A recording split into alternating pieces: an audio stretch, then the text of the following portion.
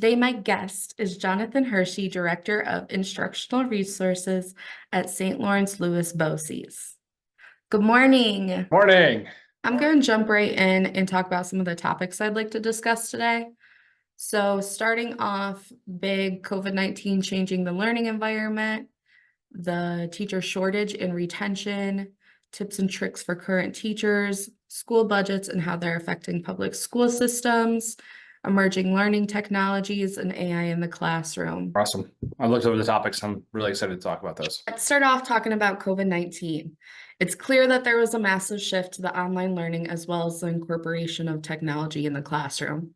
What are the resources that were most implemented and used? Yeah, so what are the resources that were most implemented? So I remember, and I'll forever remember exactly where I was standing, and I can see it right now from here, when I got the call from my superintendent letting me know the fact that we weren't going back.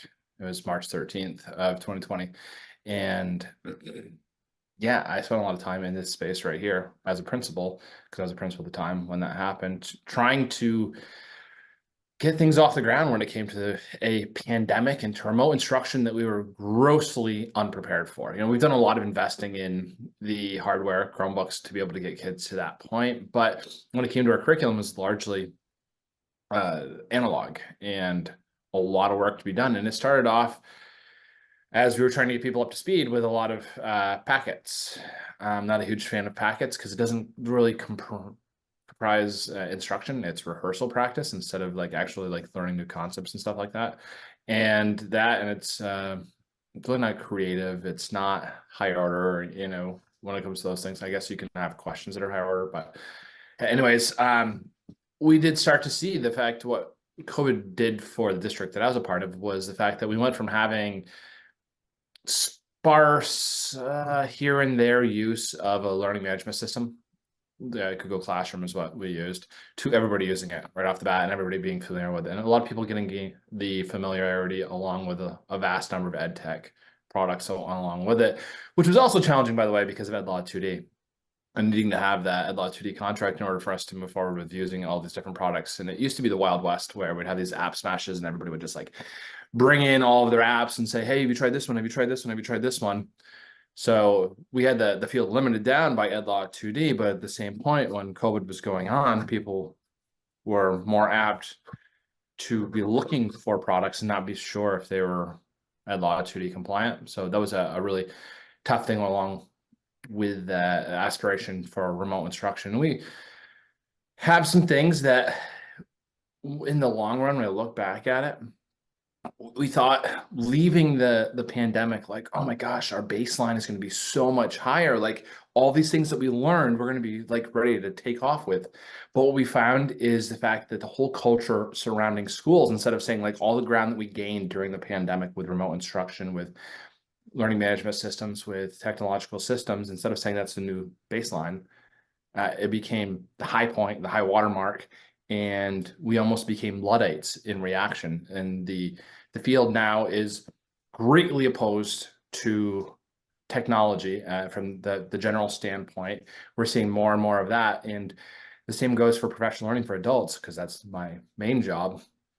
Adults now say, I don't want to do anything online. I don't want to do a webinar. I don't want to do an online course. Like I want to be there and in person. And I don't want to do it in a manner that involves me not being with other people. We found some successful means of blending the two of those together based upon scarcity of resources and, you know, the value of the product that's being put forth. But that is an unintended consequence that came out of that, is that instead of saying, okay, we're going to use technology more, it was the fact that we don't want to use technology at all. We get this bad taste in our mouth that goes along with it. We've allowed it to become culture. Things that we give permission to are the things that become culture. And when we say we're not going to push the bounds, we're not going to uphold high standards when it comes to use of technology, then it becomes acceptable and permissible for people to not use technology, to not engage in those aspects. And as leaders, that's the perspective that I always take on, is from the leadership perspective. If we want it, we have to lead people into it. We need to support them all the way through it, giving them the time, the training, and the resources in order to be successful. So yeah, I'm tired of the term COVID fatigue. It's now 2024. You know, we are 3 years past when almost 3 years passed when the reentry plan happened. We are 2 years past when the quote unquote hybrid or high flex model of instruction was going on. And there was like group A, group B, but a lot of our small schools up here in St. Lawrence County, they already had all the kids in place. We've been 2 years of no COVID restrictions in place, no more quarantining. So we got to get on. We got to stop using that as a crutch. We got to stop saying it. It's one of those words I want to try and banish off, but the effects still linger on the instructional culture. Yeah, I agree with you 100% there. COVID-19 has kind of been this crutch that we lean on to make it okay for what's happening now, which yet there's a lot of effects still lingering on within the classroom, which leads to my next question actually about student attendance. Since COVID, there's been a noticeably drastic decrease within our student attendance. How might this be affecting our students' learning? Yeah, so we try to frame that up as an attendance issue, but I prefer to look at that as an equity issue. Has to do with the people that have the ability to do things are doing those things. The people that do not have the background or do not have the great experience with education are less apt to support those things. I'm really big into literacy, and there's one of these findings that goes along. I ask teachers, like, do we think that parental support helps kids when it comes to teaching and reading? And they say, yes, absolutely. And like, it depends. Kids that come from affluent backgrounds, that the parents have the resources and the knowledge to support kids when they learn how to read, yes, it absolutely does. And they come in farther ahead than the kids that don't have those resources. But simply giving a parent that doesn't have the abilities, the time to even be home, because they might be working in weird shifts or multiple jobs. If we just give them instructional materials, it does nothing to increase student outcomes and engagement. So there was a lot of time during the COVID pandemic where we were reliant upon situations, we were reliant upon parental support and people that were doing the best that they could. If it was so easy to go out and teach, then we wouldn't need to get these 4-year degrees and then a fifth master's on top of that. And I think there's a lot of people that gained respect for the teaching profession, but I also think there's a lot of people that didn't see a true view of what happens during our profession, because COVID-19 instruction is not representative of what we do day in and day out. So it created this widening gap. Keith Stanovich coined this term. It's called the Matthew effect, which comes from the book of Matthew in the Bible. And it says basically the fact that the rich get richer and the poor get poorer. And there's a widening gap between those kids that have access to means and to support and those kids that don't, especially as it comes to literacy in 4th grade. At that point, the gap just gets wider and wider. And I think that what we're seeing is chickens coming home to roost for that time period where we had a huge equity gap and there's a lot of instruction that had to be made up. And God bless those parents that were doing their best to help support those students. But again, if it came to my car breaking down and I had to help my kid out, I'm going to call a mechanic. But when we're at a time where we can't have bringing someone in from the COVID pandemic perspective and provide assistance from instruction, yeah, then they're not going to get that support and they're going to fall further and further behind. And yeah, it becomes a self-fulfilling prophecy because we start labeling those kids, we start providing them with typecasts, and it also impacts the treatment that those kids receive.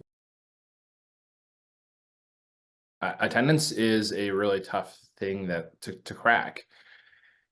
I see a lot of people that are like, okay, if everybody comes in for this whole week, then we're going to give you a pizza party or we're going to bring in candy.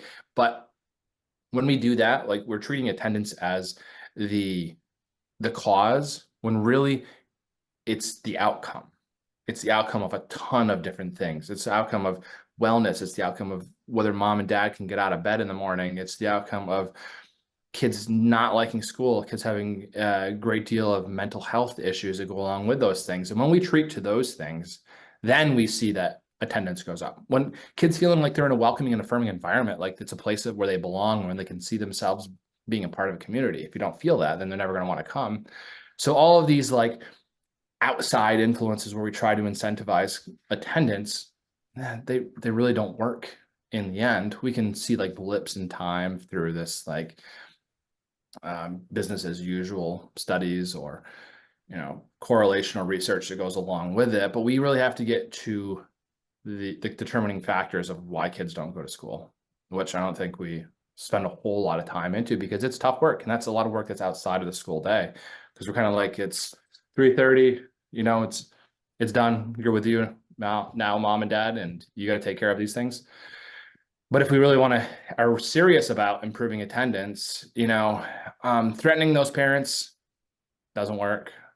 Threats work for people where they don't need threats. Same goes for kids, right? And the same goes for those parents. They really don't care, and they'll be the barbative ones to come back. And in my time as a principal, that's the same way it would be, and that they're going to get upset at me. It's not going to improve a darn bit, because the kid's fighting them every single morning, or, mom and dad work until 2 o'clock in the morning. It's hard for them to get out of bed after only a couple hours of sleep. So yeah, especially for elementary kids, because they're basically subject to the whims of their parents. High school students, yeah, that's another question. Perhaps, and this is all speculation, no data to go behind it, but perhaps during the time of COVID-19, where there were lessened expectations, kids fell into this, or they missed a great deal of the soft skills or the social emotional development that they needed for executive functioning and executive planning. And they don't have the grit, they don't have the willingness, or they don't have they lost that oomph to be in school, and the desire and the need to be in school. Because when you spend a year, 6 months, 18 months with undermining the sanctity of the educational institution through any number of different means, and seeing what's behind the curtain, kids start to say, well, it's not a big deal. During this time, we didn't do anything. And it creates a false perception inside their mind, when we were reacting to a travesty into an emergency situation, as opposed to this being the ideal case and situation. One thing you mentioned was the knowledge gap getting larger. What does that mean in terms of setting our students up for success for our graduation requirements at the state level? I'm part of the statewide curriculum development, or a statewide and supervision curriculum development network in Albany, which pulls from every single BOCES of the entire state. So we go down 4 times per year, and I get to stay in touch with all the people at State Ed and learn about all the things that are going on, all the new initiatives. And recently there was an update that came to us that you would have seen from the Board of Regents as well too. What's called the Blue Ribbon Commission. And it was a study of graduation outcomes, especially through the lens of equity. And it's probably going to be the earliest of fall 2025 before those get voted upon. But what it does is it provides multiple options for pathways for kids to show their proficiency in subject areas, instead of just taking the Regents. The Regents are going nowhere. Don't worry about that one. There'll still be Regents tests that kids have to take, but there'll be additional ways for kids to show that they're proficient in their subject matter. So in the end, that may help to get kids over the hump when it comes to struggling academics with those aspects. There's been no shortage of money, by the way. The shortage has been of people. When we have these federal stimulus funds in the range of millions of dollars per district that are supplementing and saying, okay, this is only going to be for like 3 years. They zone out here at the end of September this year. But districts had received millions of dollars to be able to hire additional people to close the gap, to give kids additional time of instruction. But the big problem isn't the fact of enough people to be able to do it, because let's say elementary kids, you still have your tier 3 groups that are getting pulled out from ELA, let's say half an hour every single day. The problem is the fact that there's not enough time in the school day to make up all those hours and hours of things that were missed over the course of that. So the most valued resource that we have as educators is time. And we show what we value most through what we spend our time on. And we have these competing interests where, if we're pulling kids out for supplemental instruction, tutoring, AIS, those kind of things, at the same time that core instruction is going on, it's like we're throwing one shovelful of dirt out with the AIS, but then we're throwing 2 back into the hole by missing core instruction. There just isn't enough time. And there wasn't a great deal of reliability when it came to after school programs, the tutoring, all those things, that how you generate additional time that those kids need. again, we're working with families that are strapped for time, families that are strapped for resources and equity-based gaps that are there in order to provide those, but also the inability for schools to find individuals to provide those services. As a public school teacher myself, I've seen firsthand a handful of students who've struggled with attendance ended up turning to homeschooling. How might the shift to homeschooling affect the public school systems we have today? Shrinking enrollment. There's this concept that's called safe harmless, which means that your foundation aid, which is the biggest amount of aid that you get from New York State, that you would never get less than what you got last year, which is the terms of safe harmless. But foundation aid is based upon what's called RWADA, residential weighted average daily attendance, which is the number of kids that come to school. And so the fewer kids that we have, which more go being homeschooled, it helps to exacerbate this downward spiral that we're already having. And so that is going to trickle back down into schools because there's just not as much money to invest into schools. And we have this thing where we need to always constantly increase the amount of money because we have payrolls that are going up all the time. We have contractual increases for those costs, and fuel costs more and materials cost more. So there's just a natural course of inflation. So the state aid has to always go up. Now, when you have safe harmless that gets pulled away, then you lose all the aid that's associated with those kids, not just now, but from years in the past and these shrinking enrollments. And every single school, it looks like, except for about 2 in the North Country, St. Lawerence-Lewis Boces, have shrunk in enrollment. We have a school district that has about 300 kids in it. One's had 1,000. And I have this document that came from my district superintendent's office, looking back to like the 1970s, and to see how huge like Messina was right now, like twice as big as it is now, Yeah. and all these other districts were huge other than 2 of them, and they're just shrinking. The North Country and the economic viability of the North Country is something that's really a concern. We have the dwindling resources and industry. I live in Messina, and just down this way, we used to have Reynolds, we had GM, we had Alcoa over here, and now Alcoa is down to like, I forget, 500, 300 different employees that they have, when it used to be in the thousands of employees. Reynolds is like shut down. GM doesn't even have a building there anymore. And so the core infrastructure of the North Country and of like Messina is just falling apart. We're seeing that investment, especially in downward states, and with local tax revenues being stagnant, if not on the decline, and you put that with the number of homeschool students, it has disastrous effects when it comes to how much our schools are going to receive in aid and where they're going to end up as far as the services that they can provide. As you've brought up the economic impact in the North Country, this makes me want to talk about school budgets.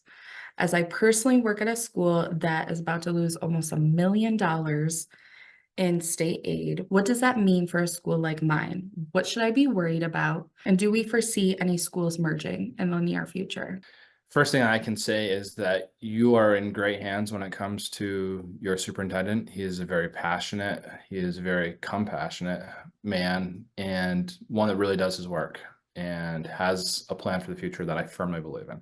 And the fact that he's going to do everything that he can to keep those screaming eagles flying as long as they can. He is a case example of what advocacy for your legislators looks like. And there's a video of your legislator that is holding on to the 1-page fact sheet that your superintendent had generated, and just like reeling off all of these facts and figures, and like that is a person that helps to get aid back when it comes to schools. So that part is very promising, but at the same point, it's declining enrollments, it's the scarcity of resources, and there's economy of scale when it comes to schools. And the larger number of kids that you have, the more sustainable it is, the more offerings that you can have. So if you look at the entire North Country, St. Lawerence-Lewis Boces, and you put all their course offerings into one course booklet, it would be 18 pages long. There is a school district that is out by Rochester. It is an affluent school district. That one school district has 56 pages of courses compared to our whole region's 18.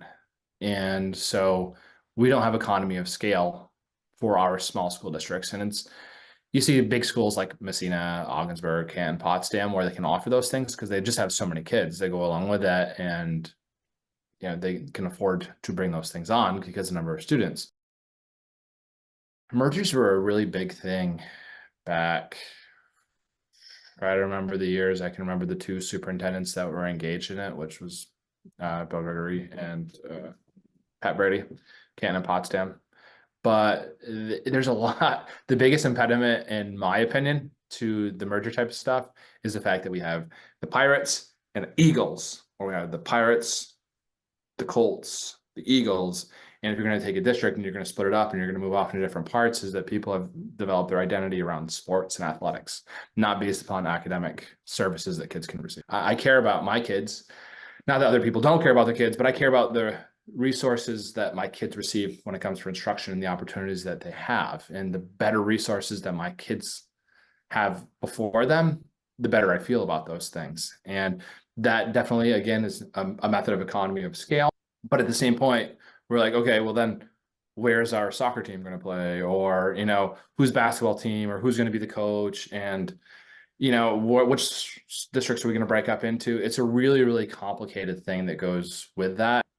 It's a complex process when it comes to mergers. And there were some successful school mergers. They were incentivized then. I think it was like 2013, 14 was when those happened. And there was incentivizations. I'm not sure, since I haven't read about them in a long time, if those incentivizations are still in place. You know what would be really great is if New York State, and they'll never do this because of the union environment that we work in, but if the state would come out with their own virtual school, and those kids were either members of your local school district and they receive the course through online instruction, not instead of being homeschooled. We could pull a lot of those things back in. It would provide people in remote areas with dwindling populations to be able to receive instruction through distance learning and to have the same opportunities that kids in big suburban school districts have. But yeah, I'm dubious that will ever happen. I think they'll provide you opportunities to do it yourself, but the state ed department doesn't want to run something like what Massachusetts does. We're experiencing a nationwide teacher shortage. Are we experiencing a teacher shortage at the local level? And why might we be experiencing it? We absolutely are. So I remember back when it was 2005, 2006, when I was applying for a job in Messina, just out of grad school, and 350 people applied for one position. And I was blessed enough to be able to receive that position out of 350 people that applied. Elementary position, mind you, so you have a deeper pool when it comes to that. But now, we're lucky to find 10 people to apply for an elementary position in a district that people want to go to. There is most certainly a teacher shortage. I know a school district that we work with that has been trying to hire a world language teacher now for 2 years. They can't even find one in the whole state. They're willing to throw bags of money at this person, but they just can't find a person to put into there. Math teachers right now are in real short supply. Anything that's incredibly nuanced, directed, that there's not a whole lot of people. I mean, elementary people, we're not facing the same crunch. I mean, the pools look different than they used to, but there are definite droughts in certain things that we seek teachers for, and to which, there's a real split on why.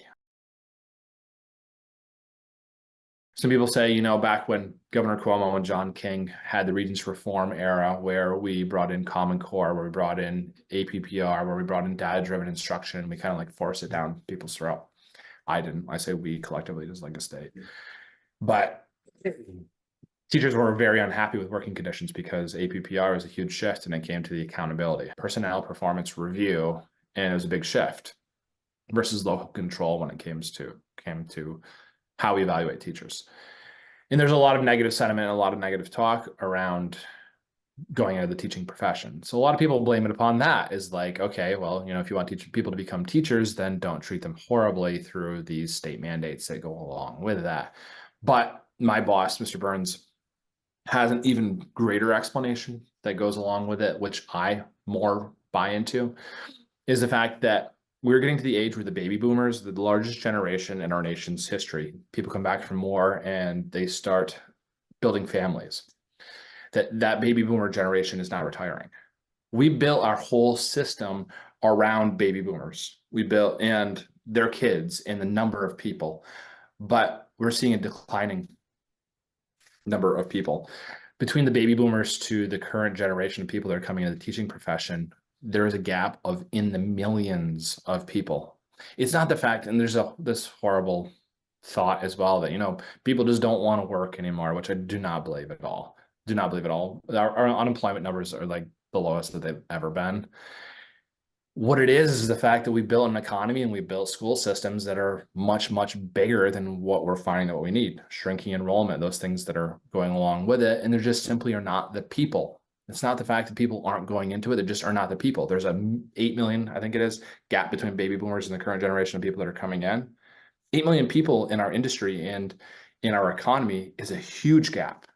Huge, huge gap. For me, that better explains why we don't have the people. There aren't the people. I don't know.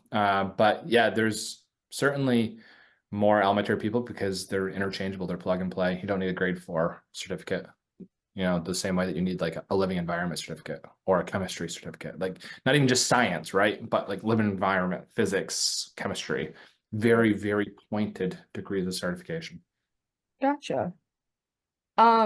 So since we talked about the teacher shortage and the reasons why and all of that, what are we doing about it? So I know that anyone who works or lives in New York State has probably heard of fixing Tier 6.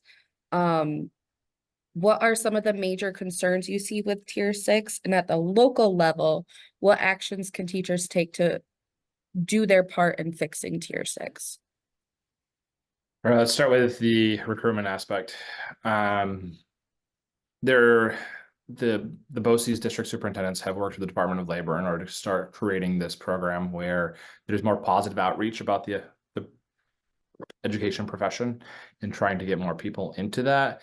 There's a lot of efforts for those things. There's a lot of people that are efforts by the state education department as well, where people that are currently in like TA roles have a more clear path towards teaching so that we can find those people that are proving themselves to be full of value and to be full of knowledge, but just don't simply have the degree yet.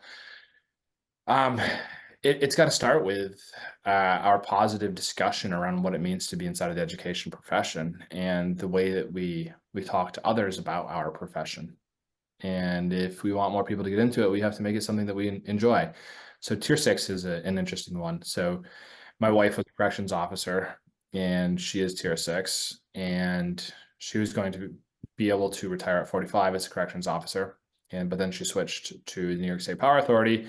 So it's going to be 62. And so 17 additional years of her being in work, and her pay rate compared to mine is drastically different. So it's a matter of really complex economics about how do we fix Tier 6. We just our taxes, if you look at them in the first place, nobody says that New York has like low taxes in the first place. And that's how we generate all of the revenue that goes along with it. And we have Wall Street, we have a lot of different industries that trying to pull into those things. But if we want to be able to pay people out more, then we have to find a way to, compensate that. But it's the snake that eats its tail, because if you raise taxes to generate additional revenue, then everything else goes up in cost as well too, and you end up back in the same place. And it's the same way so it's a matter of like, how do we increase the amount of revenue that we're taking in comparison to the amount of liabilities that we have going out. The New York State teachers retirement system is superbly healthy. It's been very, very successful with double-digit percentage gains on those aspects in their investments, like for the last 7 years now, I think. Maybe it's back down to single digits now. But it's It's not as easy as just like saying that we're going to vote on it, because we have to like find where the revenue is going to come from, and there's only so much of a pot that we have to split up, which means we're going to have to take it away from somewhere else. And people much smarter than I would have to talk about which pot you're going to take it out of in order to put it into our pot. One of the things I have to say though is that my brother, he works in the asbestos business, and he works for a private company, not a public government agency, and it is lost on me sometimes how blessed I am to be able to have a public pension that goes along with those things, because all that he is guaranteed, all that my dad was guaranteed at the plant that he worked at, was the last paycheck when they walked out the door. So I feel incredibly blessed to be able to have that blanket that goes along with it, in this comfort with working in the industry. So how do we get the economic variables to make sure that people are compensated so they're more inclined to come into the teaching profession? Change revenue, increase revenue, change liabilities and expenditures to different places. But that's going to take a ton of work, and it's going to take a lot of political might and bravery in order to get to that point. You made a great point about working at the public level versus the private business companies. As you work with the public schools and at the college level, what are some tips and tricks that you would advocate for newer teachers? Instructional techniques, I have to say that our region is very heavily invested in APL effective teaching, and with good reason. It is direct instruction that goes along with it, and it's a very strong foundation. Everything from how do you ask a question, how do you check for understanding, how do you make sure that kids are ready, putting kids on the clock, the concept of learning and memory, space practice, interleaving bell ringers, exit tickets, discussion modes, all of those kind of different things. And so you start off with 5 days in the first year, and then you get 3 days in the second year. 2 days in the second year. That is the biggest thing that I would tell people. We take CTE teachers who, a lot of them only just have a high school diploma, but man, they're really good with their hands. They really know what they're talking about when it comes to trade industry. We give them APL effective teaching, and they're ready to go. They know how to teach at a rudimentary level, and they'll gain more over the years, because that's what teaching is always about, is like adding new things in. You will always be an inferior teacher in your first year of teaching that you will be 2 years down the road, 2 years down the road, 2 years down the road, 2 years down the road, until you stop, caring. You're going to always get better and be a better teacher of what it's going to be. So that is the ultimate baseline that we make sure that all kids or all instructors get into. That there has to be a baseline of technology. We are living in a rapidly changing world, but I think also finding the balance in between where we do need to use technology and where technology becomes a babysitter, and where technology just eats up time and we just do things. Technology is a tool that we help to purvey the objectives of what's going on, not the whole entire objective, unless you're getting into like tech ed, right? And you're getting into those courses that are devoted just only to using technology. But in most cases, ed tech is the integration of that software and hardware into daily instruction to enrich it, not just simply to use it because we have it available to us. So additionally, on the other end, we need to have teachers that are getting into the Rigor, Relevance, and Relationships framework. So no kid learns from a teacher that they feel like doesn't care about them. Every great learning is first preceded by a great relationship, and kids buy into what you're saying. You have more credibility when you're developing relationships with them. You're able to diagnose when things are going wrong. So that's the first R. Rigor, which means getting up in Bloom's taxonomy into analysis, evaluation, and synthesis, which are things that you can't just simply memorize. Don't get me wrong, memorization is an important part, because you can't do higher order maths that are creative and analytical without knowing the lower level maths that go along with it, right? It's into this critical thinking stage. And the last one is relevance, is that kids have to feel like they're learning this for a reason. Math can be incredibly difficult for that. But now with the use of AI, we can put into things like ChatGPT, like you're using the Rigor, Relevance, Relationships framework, act as an educational designer, write a lesson using the Rigor, Relevance, Relationship framework on tangents. I've thrown this one in before, and what it said was, okay, here's a problem. You own an amusement park where the rides are shaped in circles, but you have to put fences around them that are shaped in rectangles. You have X number of square feet that you can do. What is the max number of area in between each of the rides, such that people are not hitting the boundaries, but you can get the most number of rides in. So I start talking about tangents in that manner. So yeah, that's a big point that we have to get to is we're not preparing kids to play Jeopardy. We're not preparing them to just go out there, and there's a lot of stuff that we learned in high school. I think you'd agree with this one that I'm like, oh my gosh, I can't remember how to do that. Right? Yeah. So yeah. The content that is essential is it's ever changing. It's always going to be changing, right?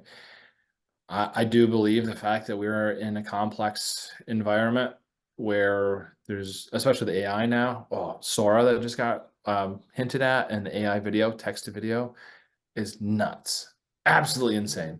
In Dolly 3 and Bar, Gemini now, and Chat GPT, all these things that we could only dream about before. Those are going to be tools that kids have to learn how to use, and they're going to have to make themselves more productive through the use of them. But at the same point, we need to teach kids how to be well and how to make sure that they are not spending so much time. iPad kids are a real thing now, right? You go into your kid's pediatrician and you see in the waiting room that the number one thing that parents do when it comes to kids and they want to pacify them is to give them a phone or to give them an iPad to have them be quiet. But it's creating very deadly cycles of addiction when it comes to technology, when it comes to dopamine cycles. I mean, my phone was just ringing here. I was like, oh my God, who's that? Right? Who wants to talk to me? Ooh, I feel special, right? It sets off this dopamine inside of your brain that you're drawn like, okay, I gotta know, like, oh, who is it? Kids are that way too.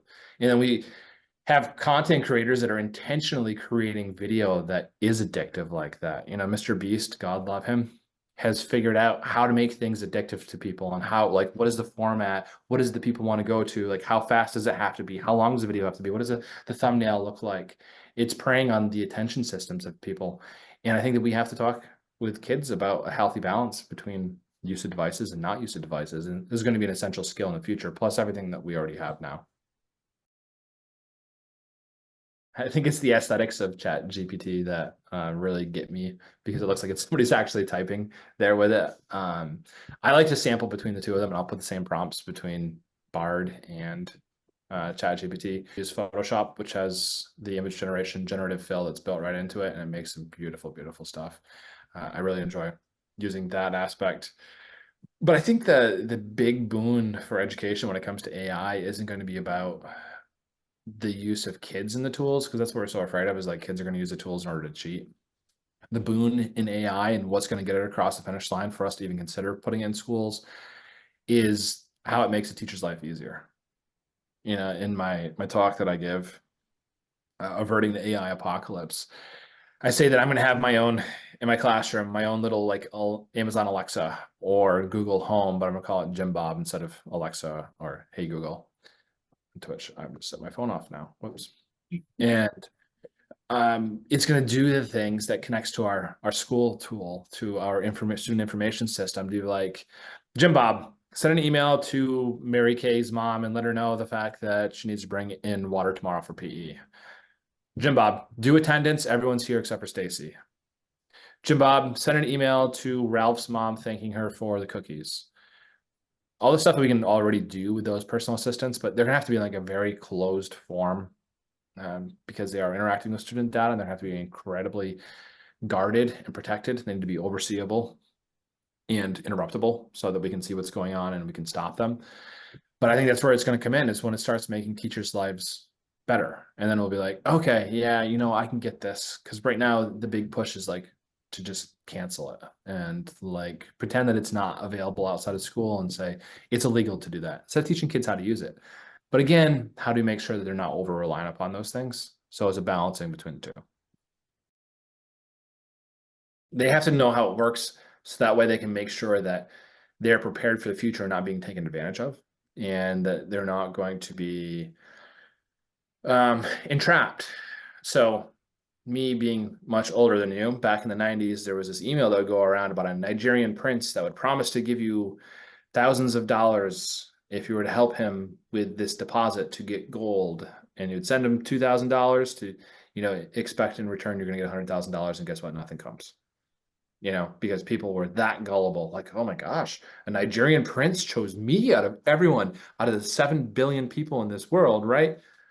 Yeah, and now we have this ability to discern those things. And at the same point as well, too, what's really scary to me with Sora coming out from OpenAI in this text to video and deep fakes that go along with it, we are not going to know what's real and what's not real. It's like that blurring of the lines in the Matrix, right? Like, oh my God, is this real? Like, did this really happen? And then we're going to start having these misinformation campaigns like what we saw in previous elections, but through the use of video. And we're going to believe the fact that there's actually people saying those things. And we see that right now on YouTube with the crypto kids trying to sell their crypto coin and saying, Elon Musk, yeah, you must buy this coin because it's going to, and like, it's a poor deep fake. But what I keep hearing is the fact that this is the worst that this technology is ever going to be. And if kids are not smart consumers of information and don't realize how they can be impacted or realize that there is such thing as fake videos that are out there and deep fakes, then it has some pretty profound implications, not only for their personal life, but for society as well, too. As a math teacher myself, I feel this at the core. I'm constantly telling my students that I'm trying to teach them how to think. Now, I've taken on a new title at my school, which is representative of model schools. And I see that you're actually wearing your jacket today. Model schools, yep. And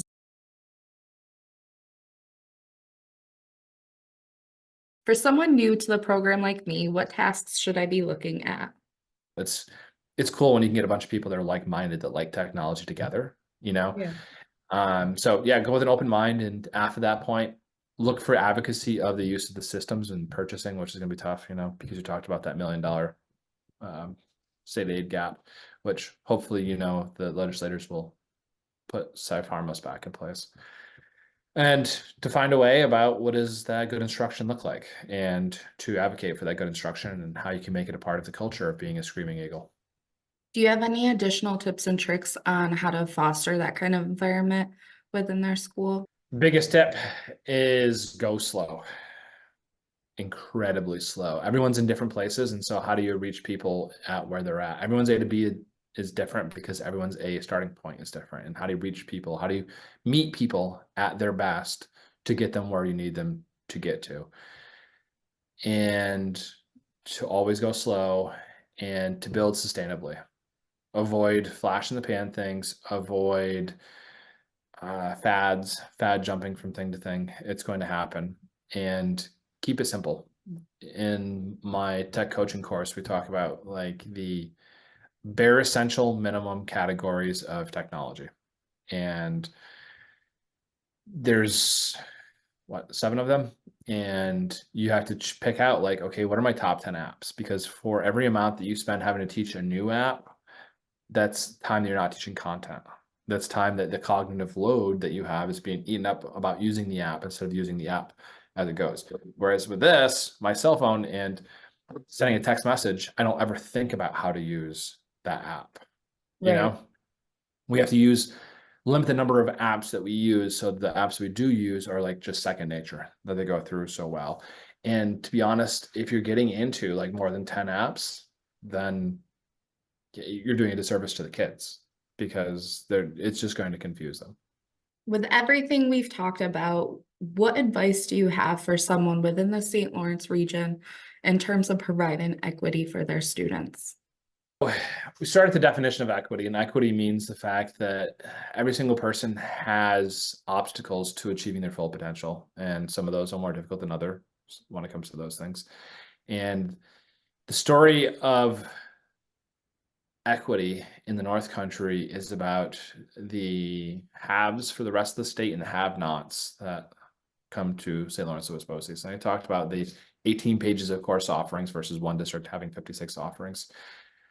We're going to need to find in the near future, especially with dwindling enrollment, ways for us to capitalize upon distance learning. Clifton-Fine is pivotal, or distance learning is pivotal to being able to have kids to graduate, to have them receive courses. And I wish that more people would lean into that. There's a lot of contractual concerns and labor concerns that go along with those things that we've memorialized and institutionalized through our labor contracts. They're going to make it very difficult to do that in the future.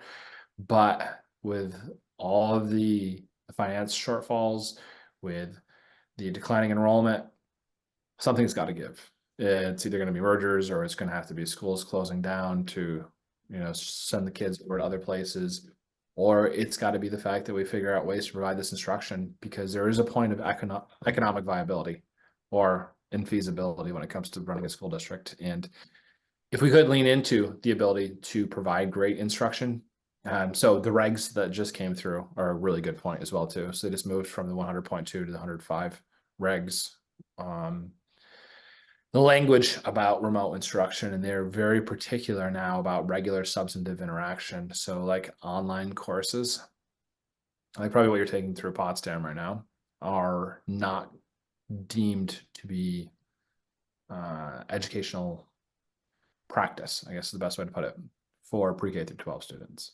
You have to actually have meetings with kids and meet with them like every single day, and with video chats like what we're doing right now, in order for it to be considered instruction. So it's a lot more stringent with those things that are going to go on, and we'd have to do a lot of work into those things. But it's really hope that people would look into those, because in the end, it's about kids, and we're talking about kids' futures here.